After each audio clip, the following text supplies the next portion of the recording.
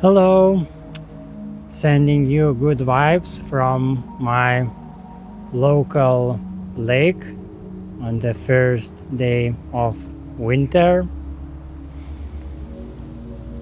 Just take it in, allow yourself to breathe in, breathe out. Just allow yourself to center into this present moment. Appreciate it. But I will go to walk now to my place where I like to meditate here.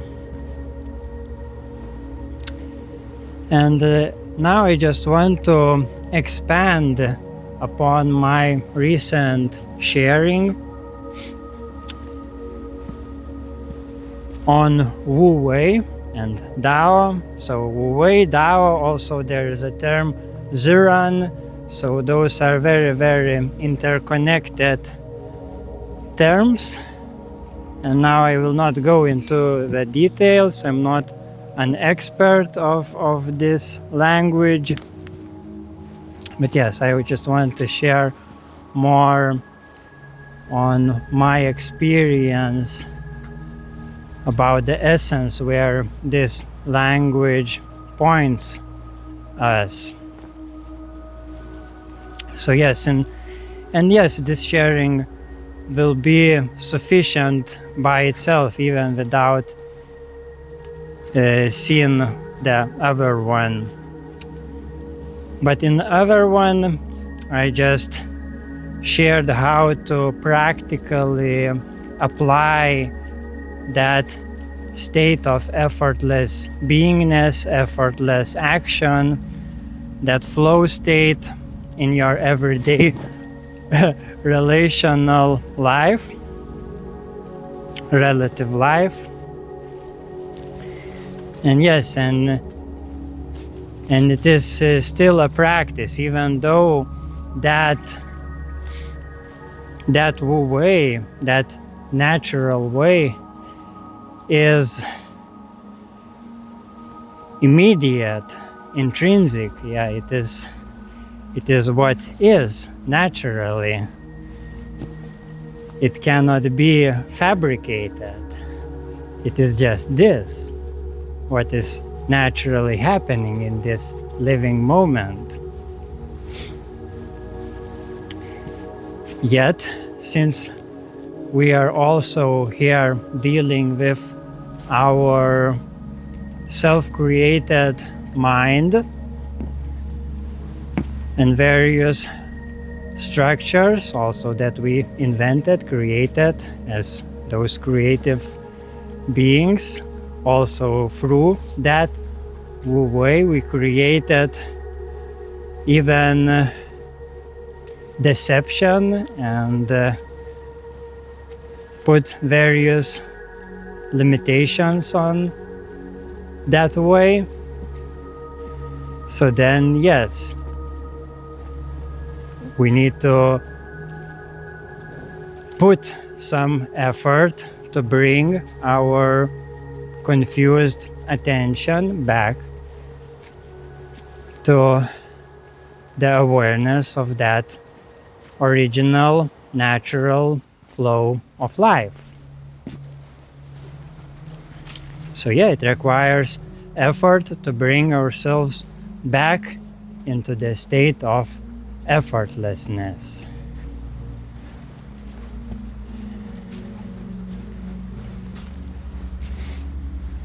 And yes, it is about that effortless action is about the source of that action. Yes, like a river, it flows effortlessly, but it flows from nature. It flows from the wholeness of everything that is happening around Earth.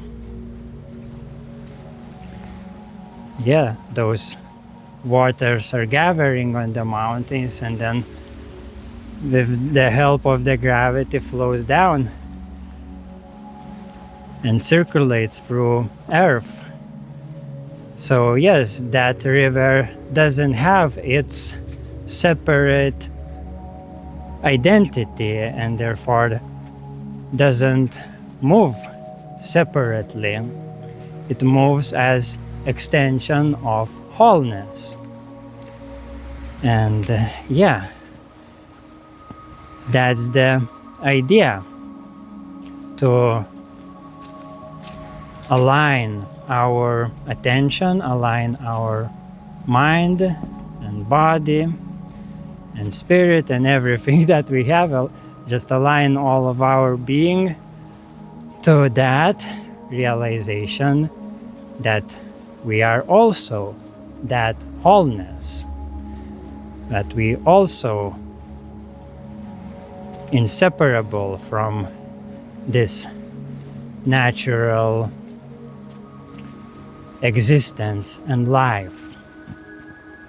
Yes, we have our sense of separateness, and that also gives us unique creativity to a degree where we can forget our root, forget from where we are gathering this creative power.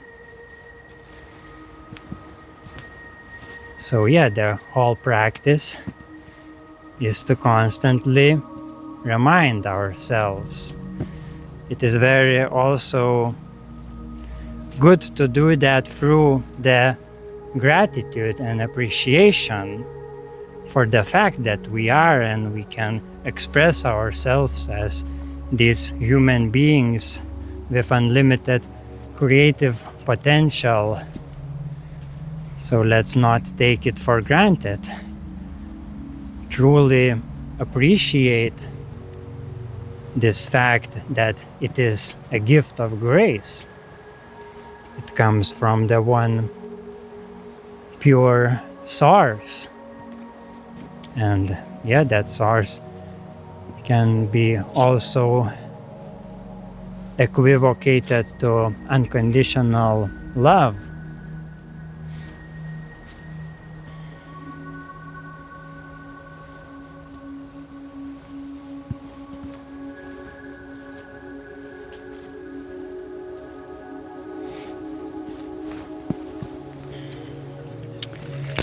Yeah, so then the question is how to stabilize this awareness and how to not lose it. So then you need to really go deep into the essence of the Tao, which is eternal Tao. And here is the beginning of the famous Tao Te Ching, where Lao Tzu expresses that the Tao that can be named is not an eternal Tao. So, yeah, that is very profound. It actually brings the essence of the whole teaching, of the whole book, because it points directly to that truth which is incomprehensible with our mind.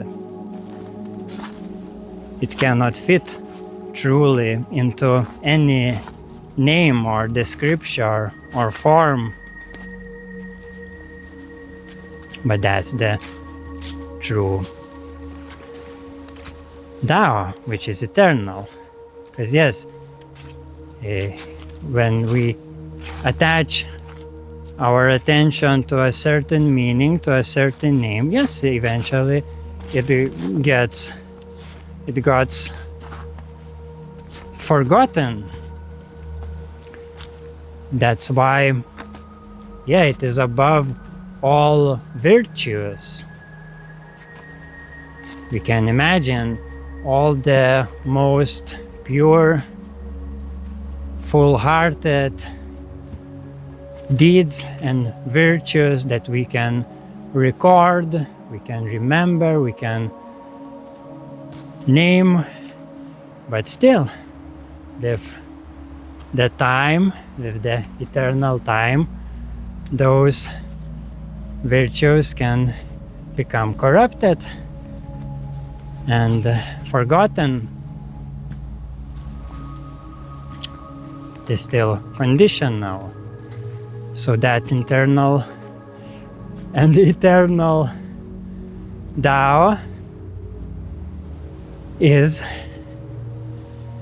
beyond all formalities, but it does not go against formalities. That's why it is not anarchy, like some people can misinterpret the Taoism as the movement of chaos and anarchy. Of course, chaos has its own harmonious place, but yes, it is also in balance with the order. It is like yin and yang, chaos and order.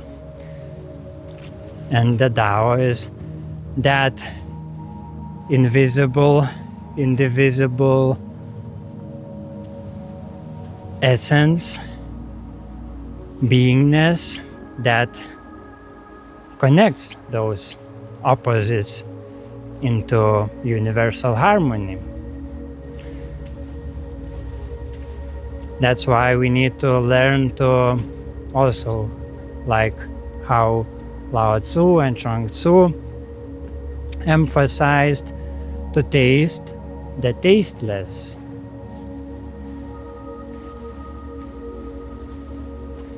Focusing more on, yes, that quality of tastelessness, like around the sounds there is silence, around the shapes there is formless space,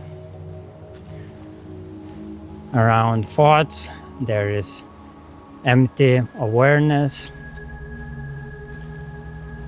So yeah, it is opposite focus to the focus that we usually learned and trained in this society, where we only focusing on those things that mostly stand out, and we also then striving to stand out.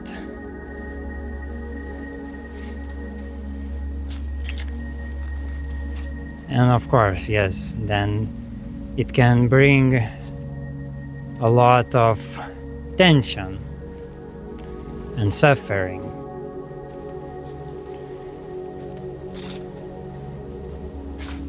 When we want to be valued as those separate beings, but we can only experience our true value in the light of that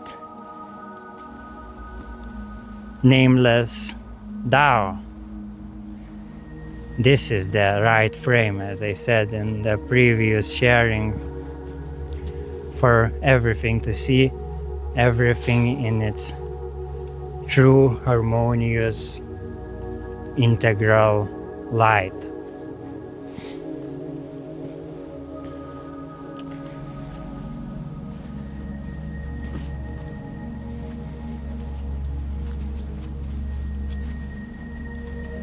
And yes, that nameless, eternal Tao is never corrupted. It cannot be corrupted or hidden. It is only us, as those extensions of this Tao, can hide from it, from the rest of ourselves, from the source of ourselves. So yes, it is within the capacity of our mind to delude itself. And we become masterful on this earth on that art of deception.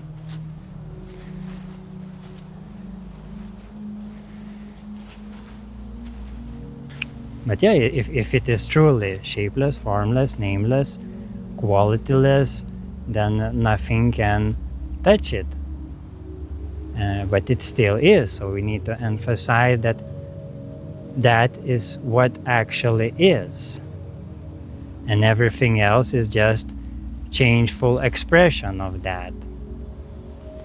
Yeah, everything that appears, everything that has beginning, duration, and ending is just an illusion of that symbolization of that absolute, inexpressible reality.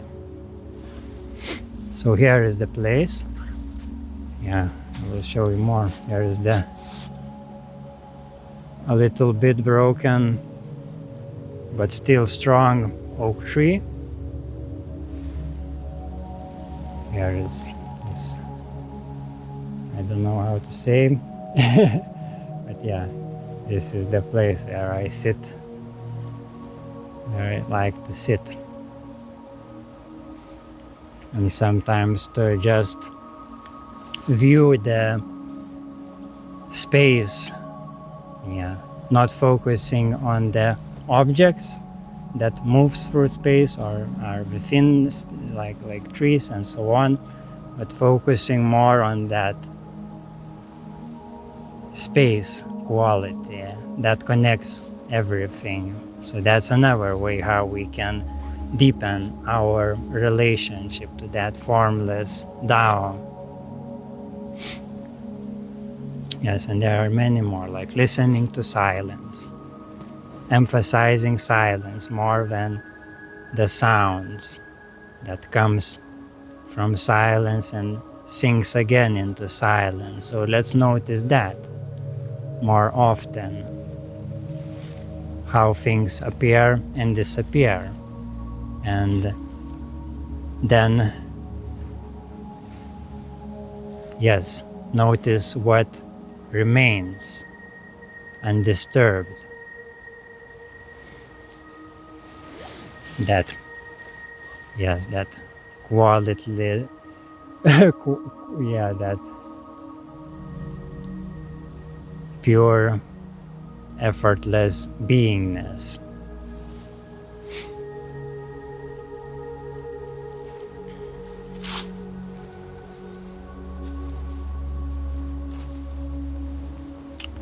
And when you learn to and devote yourself, yes, to live consciously with that awareness,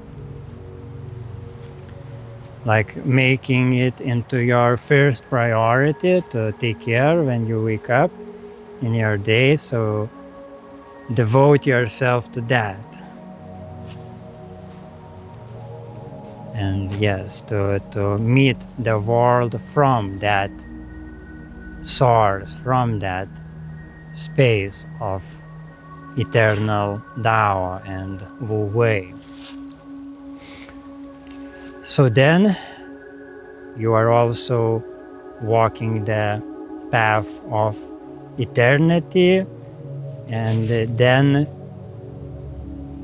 you can also not lose your individual essence, because yes, your individuality, the essence of your individuality also belongs to that source. And so your individuality and also then your personality here becomes very, very flexible, adaptable, integral, relevant, just like pure water. Therefore, you can sustain yourself. That's how you create your eternal light body. You embody your divine individuality through following this path. But this path for each individual can look very differently, And here you need to honor your individuality, your own signature vibration and what resonates to that vibration. So yes, it is also relevant to incorporate other spiritual and yes, other practices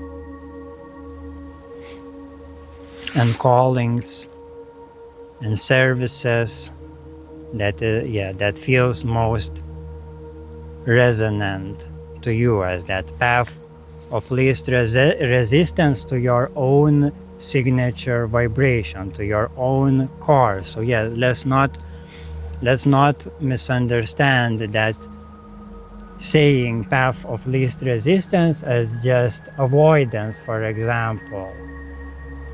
Yeah, we can misinterpret that, and our shadow ego, our not integrated ego, can use that phrase as just a hiding place.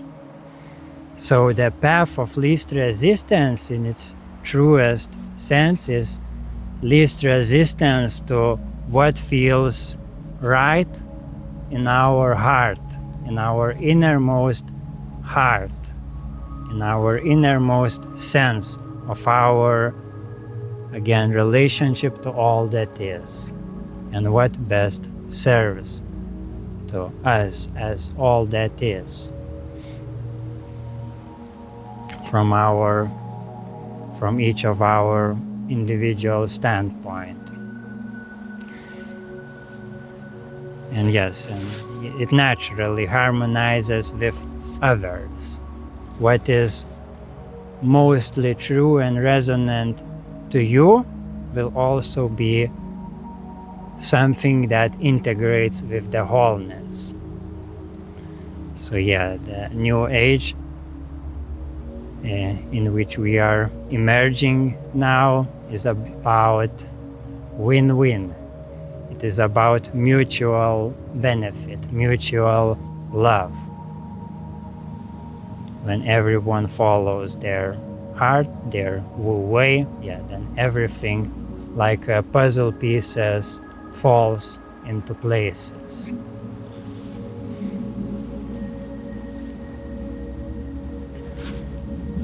Yes, and that if a romantic relationship occurs with that principle in heart, if both beings unite consciously with that principle of the eternal Tao and Wu Wei, then yes, then those relationships also becomes eternally or throughout the life relevant and beneficial to both sides, and then love and romance also will be undying in that relationship throughout many years. So it is the same with longevity of your health, and I can name many examples how this principle, how consciously incorporating this principle into your life will benefit your life and life in general. But yes, I invite you to unpack it for yourself. I just gave a hint, just like this pointer, that Tao that can be named is not an eternal Tao. And I still say eternal Tao, but not as an object, but as the pointer, that points, for example, to the lake. But yes, you are looking then at the lake. So it's the same with that core of your experience. You can only sense it, recognize it directly.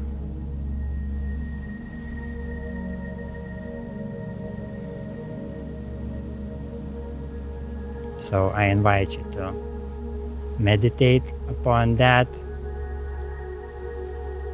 throughout your life. And then enjoy the full, abundant beauty and wisdom of your precious life. Much blessings. See ya.